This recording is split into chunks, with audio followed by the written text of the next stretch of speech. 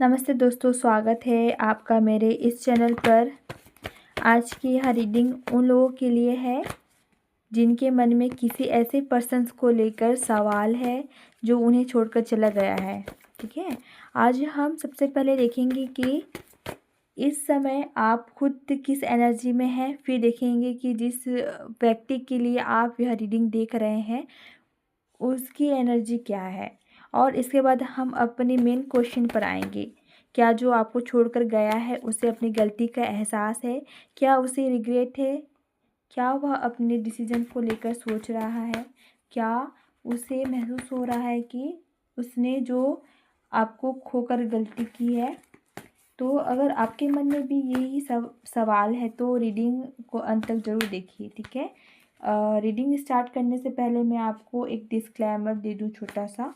यह एक जनरल और टाइमलेस टैरो रीडिंग है, कलेक्टिव रीडिंग है। हर व्यक्ति की सिचुएशन अलग होती है, इसलिए ज़रूरी नहीं है कि इस रीडिंग की हर बात आपके सिचुएशन पर बिल्कुल सेम लागू हो। टैरो केवल गाइडेंस और पॉसिबिलिटीज़ दिखाता है, यह किसी दूसरे पर्सन के मन की 100% गारंटी नहीं है। ठीक है, इसलिए जो मैसेज आपकी सिचुएशन से रेजोनेट करे सिर्फ वही ले और बाकी को छोड़ दे। अगर आपको ऐसी टैरो रीडिंग पसंद आती है तो वीडियो को लाइक करें, शेयर करें, चैनल को सब्सक्राइब करें और बेल आइकन को भी ज़रूर दबाएं। ठीक है, इस समय सबसे पहले हम देखेंगे कि इस समय आपकी करंट एनर्जी कैसी है।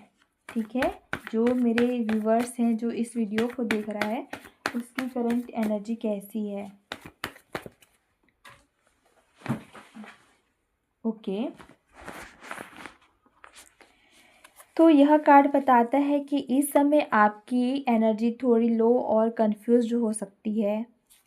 आपके अंदर किसी चीज़ को लेकर पहले जैसी एक्साइटमेंट या मोटिवेशंस नहीं है।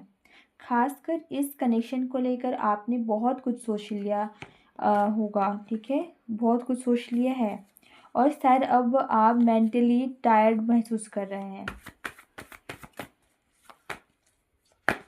आपके मन में यह भी हो सकता है कि मैंने इतना कुछ किया फिर भी सामने वाले ने मुझे क्यों छोड़ दिया।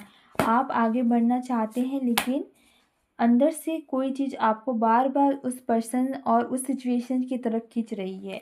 कहीं ना कहीं आपको क्लोजर चाहिए। आप क्या जानना चाहते हैं कि जो कुछ हुआ उसमें गलती सिर्फ आपकी थी या सामने वाले को भी अपनी गलती समझ आ रही है।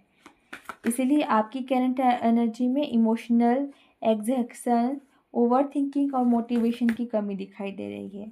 ठीक है, अब देखते हैं आपकी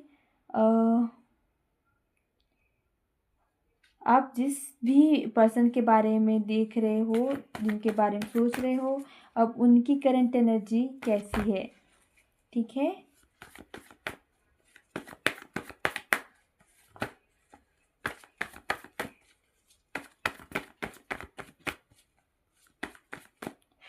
ओके, तो यह व्यक्ति इस समय बाहर से काफ़ी कॉन्फिडेंट दिखने की कोशिश कर रहा है।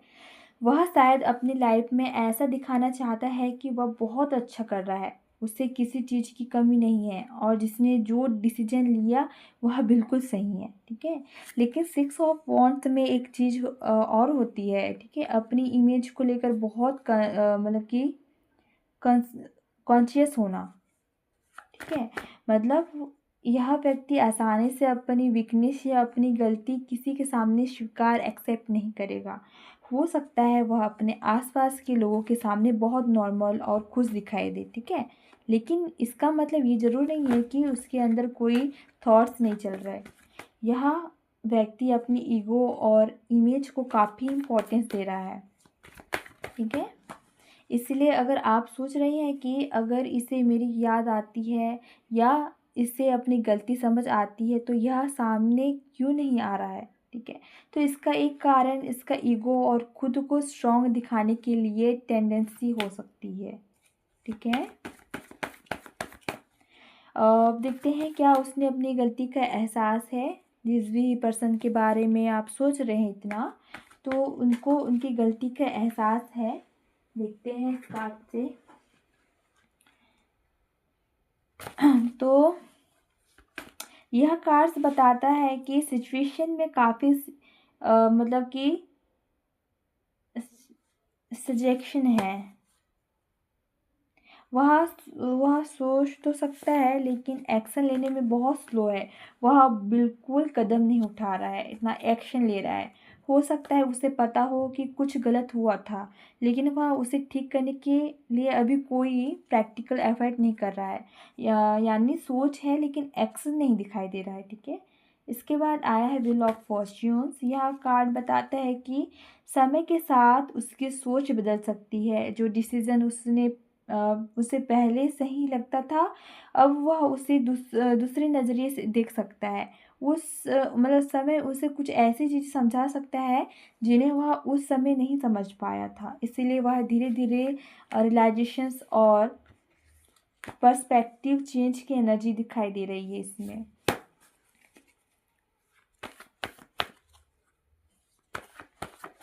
इसलिए यह धीरे धीरे एनर्जी चेंज दिखाई दे रही है। साथ में आया है टू ऑफ सॉर्ड्स। यह कार्ड बताता है कि वह अभी भी कन्फ्यूज़न में है।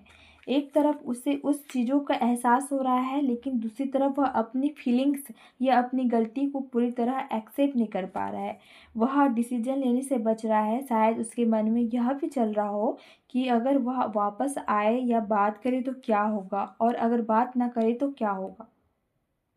इसलिए वह बीच में अटका हुआ है। ठीक है। ओवरऑल आंसर्स तो ये है कि अगर हम सारे कार्ड्स को एक साथ में देखें तो आंसर यह है, हाँ उसने अपनी गलती का कुछ हद तक एहसास होने की एनर्जी दिखाई दे रही है, लेकिन वह अभी इसे पूरी तरह एक्सेप्ट करने या उस पर एक्शन लेने की कंडीशन में नहीं है। उसका ईगो, कन्फ्यूज़न और हेजिटेशन बहुत स्ट्रॉन्ग है। ठीक है। आपकी तरफ इमोशनल एग्जॉशन दिखाई दे रही है, जबकि उसकी तरफ अपनी इमेज को मेंटेन करने और सिचुएशन को अंदर ही अंदर सोचने की एनर्जी दिखाई दे रही है। यह सबसे इम्पॉर्टेंट बात, रियलाइजेशंस और एक्शन अलग अलग चीज़ें हैं। ठीक है। इस रीडिंग में रियलाइजेशन की स्टार्टिंग दिखाई दे रही है, लेकिन अभी एक्शन बहुत वीक है। इसलिए आप केवल इस बात पर डिपेंड मत कीजिए कि सामने वाला कब अपनी गलती समझेगा। उसके एक्शन को देखना ज़्यादा ज़रूरी है। ठीक है। अगर रुको, मैं एक गाइडेंस निकालती हूँ।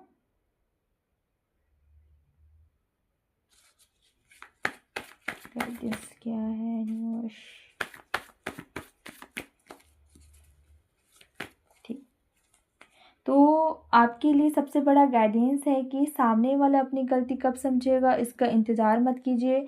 अभी उसकी तरफ कन्फ्यूज़न और हेजिटेशन है, इसलिए आपको अपनी एनर्जी वापस खुद पर लगानी चाहिए। अगर वह सच में अपनी गलती समझता है तो सिर्फ सोचने से नहीं बल्कि अपने एक्शन से प्रूव करेगा वो। ठीक है। अगर आप बार बार उसी सिचुएशन को सोचकर अपनी ही एनर्जी वेस्ट कर रहे हैं तो ये मत कीजिए। ठीक है। वेस्ट मत करिए। थोड़ा पीछे हटिए, खुद पर फोकस कीजिए और चीज़ों को नेचुरली अनफोल्ड होने दीजिए। ठीक है। आपका काम उसे बदलना या उसकी गलती समझाना नहीं है। आपका काम अपनी पीस और सेल्फ रिस्पेक्ट को बचा कर रखना है। आई होप आपको ये सब रीडिंग समझ आया होगा। अगर आपको ये रीडिंग अच्छी लगी हो, सिचुएशन से रेजोनेट हुई हो तो वीडियो को लाइक करें, शेयर करें और चैनल को सब्सक्राइब ज़रूर करें। कमेंट में बताएं कि इस रीडिंग में आपको कौन सा मैसेज सबसे ज़्यादा रेजोनेट हुआ। मिलते हैं अगली टैरो रीडिंग में, तब तक अपना ख्याल रखिए और ऐसे ही वीडियो को देखते रहिए और मेरे चैनल को भी सपोर्ट कीजिए और इसमें अपने पीस को सबसे ज़्यादा इम्पोर्टेंस दीजिए। ओके, मिलते हैं नेक्स्ट वीडियो में। Bye bye.